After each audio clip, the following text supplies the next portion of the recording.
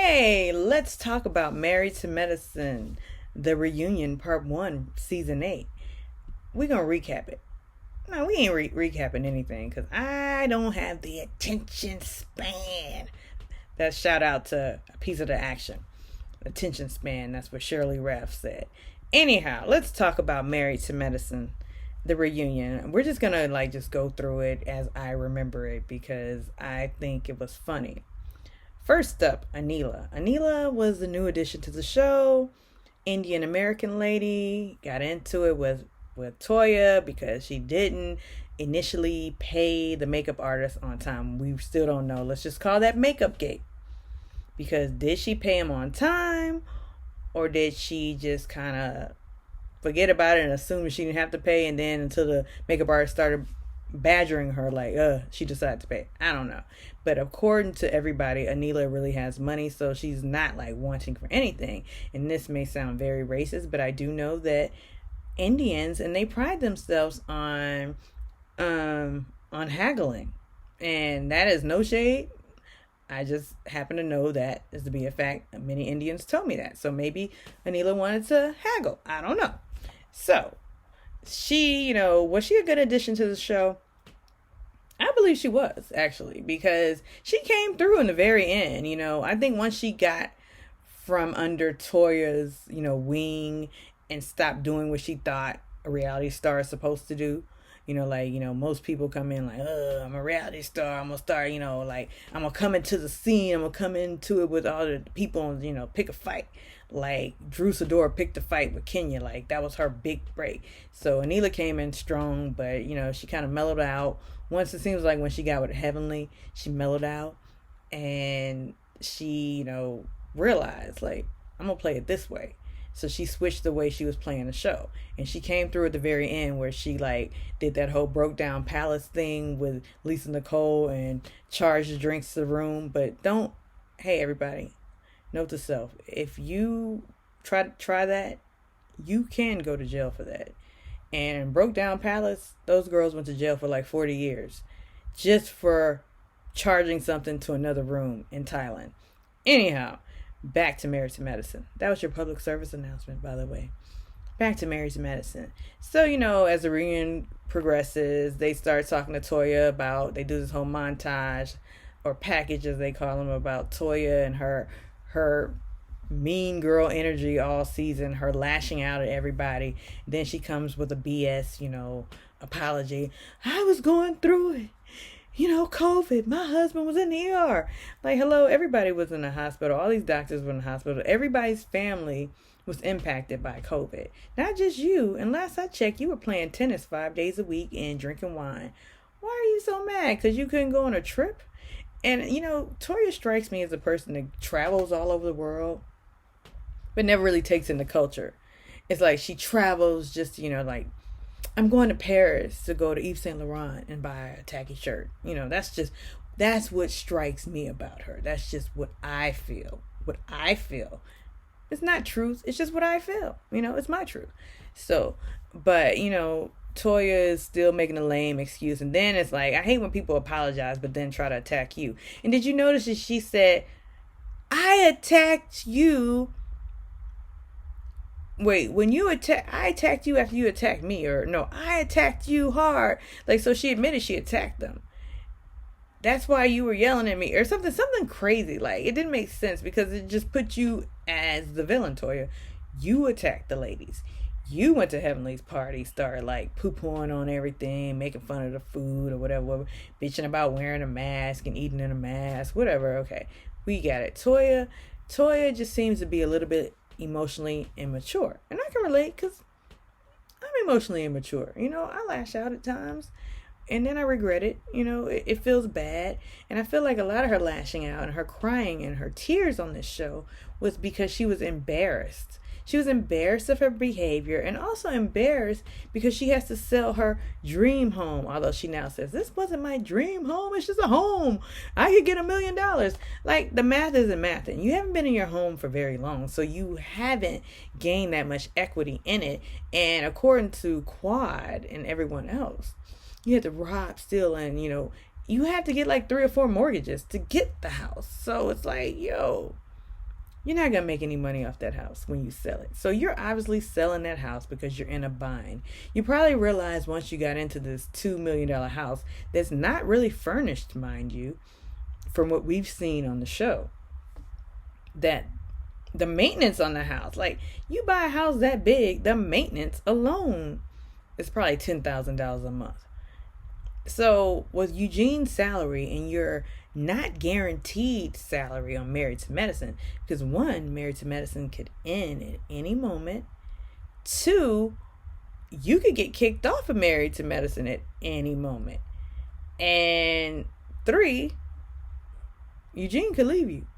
But I don't think that's going to happen. Eugene seems to be wrapped around her finger in a sense. Like, I know he runs the show, but she runs the show.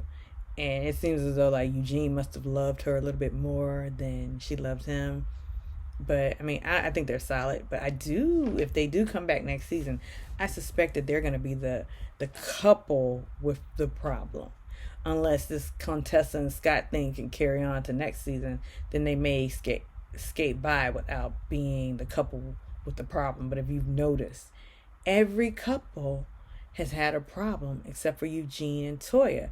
With the exception of Toya emasculating him all the time, bringing out his testosterone issues, talking about him masturbating.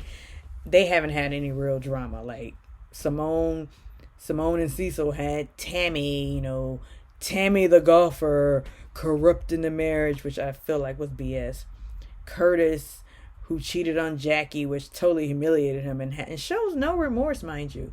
None at all. Like, you might do that behind closed doors, but on camera, Curtis, you seem like a douche. Like, for real. Like, you just say all the wrong things and just it's arrogant. Like, it's like, what is that mole on your face doing to you, Curtis? Is it like turning you into this evil? Like, you push it and then dumb stuff comes out your mouth, Curtis? What? I don't know. But Toya and Eugene they've skated by with no drama. So they may be next in line for the drama. And then, we go, Quad comes on the scene. Quad comes on sitting on ready. She is ready to go in on Toya. Like, she, you talking about my BS house? And for real, like, why is that still bothering you that she called your apartment a BS apartment? Like, so what? But, I guess that's people's values. You care what people think. And the things matter to you. Like, why do these things matter? Like, you got a big house. I got a big house. I got a bigger house. You got a big house. Like, who cares? Like, live your life. Like, what is inside? Who has the biggest heart? Please tell me. Oh, but like, circle back to Dr. Heavenly telling Toya that she's so frank and she can't be blunt. I'm like, pot? Kettle? Like, Heavenly. That's your MO. And let me tell you, this is an unpopular opinion. Heavenly's my favorite on the show because I feel like she knows what she's doing. Like, she came to play. When the cameras roll, she's like, what y'all want me to do? She knows the ins and outs of this show, and she's doing it. Heavenly's playing the game. She doesn't get too emotionally involved. I mean, she does fly off the handle, but I feel like that's part of the game for her anyhow. Like, it's like she's ready for the drama. You see her laughing. You see her on the sidelines just laughing when she's not even in the situation. So that's why Heavenly's my favorite, because she sees it for what it is. It's a fake show. It's a show. It's situational, and some situations may be real, but it's produced. And Heavenly knows we are on TV, and we came here to make some TV. Let's make some good TV. All right, let's do it. And I really feel like Simone, if they were to get rid of anybody, it would be Simone. Although I somehow feel like she is a staple on the show, but she brings nothing to the show. And that's why I feel like she was inserting herself in everything dealing with Toya. Like, she would like add her little 2 cents or play moderator with Toya. Like, Simone, shut up. I mean, Toya, she may say things and it may not come across well, but she has a big heart. Like, that's not exactly what she said, but that was a sentiment. Like, we need to hear from you. You worry about you and Jackie's relationship, okay? Because word on the street is y'all still aren't like cool. And since we talking about my opinion, I really believe that the whole drama with Jackie and Simone is that she's jealous. They came on the scene 8 seasons ago as two OBGYNs, kind of playing in the same field. I mean, they did mention that Simone had financial issues and she'd gotten out of it. But Jackie took her brand and soared, and Simone is still here. Simone is right where she was, and Cecil isn't working because that snide remark that Simone made last season that Jackie has all the celebrity clients and none of them pay her. Like, that just showed that came from a core space in her that was hurt and maybe a little bit jealous, because Jackie is seen as the doctor to go to in Atlanta. She's Bravo. She's Andy's pet. Like, I mean, he's produced her book. Like, he's publishing her book with his publishing company.